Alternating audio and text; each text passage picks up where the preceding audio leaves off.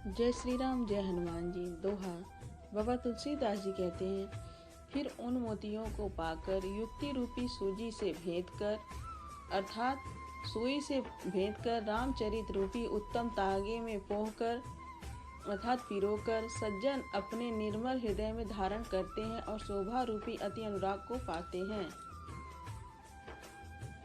बाबा तुलसीदास जी कहते हैं, जो मनुष्य भयंकर कलियुग के समय में जन्मे हैं, उनके कर्म कौवे के से और वे हंस के समान हैं। जो वेद मार्ग को छोड़कर कुमार्ग में चलते हैं, उनकी कपटी मूर्ति है और वे कलियुग के पापों के पात्र हैं।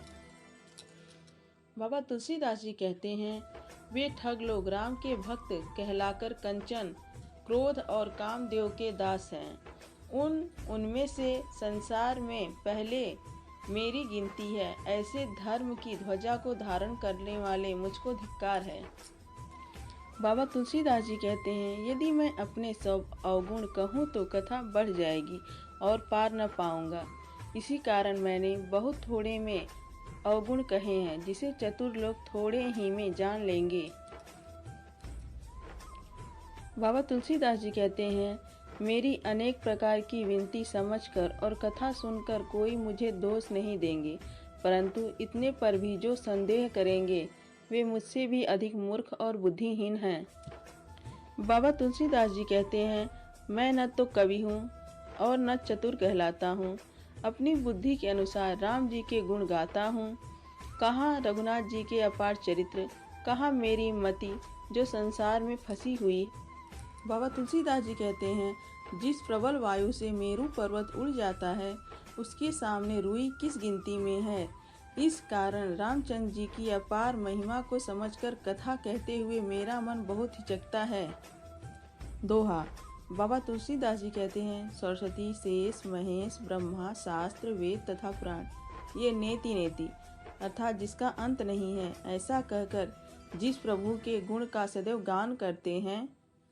यद्यपि सब जानते हैं कि प्रभु राम जी की वही प्रभुता है कि जो नेति नेति जिसका अंत नहीं है कहकर गाई जाती है।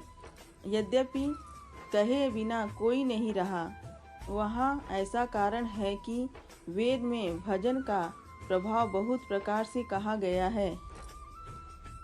बाबा तुलसीदास जी कहते हैं, जो अद्वितीय, इच्छा रहित, निराकार, नामहीन, अजन्मा, सत, चित्त, आनंद और सबसे परे जिसका स्थान है तथा जो सब में व्यापक विश्व रूप भगवान है, वही अवतार लेकर अनेक चरित्र करते हैं।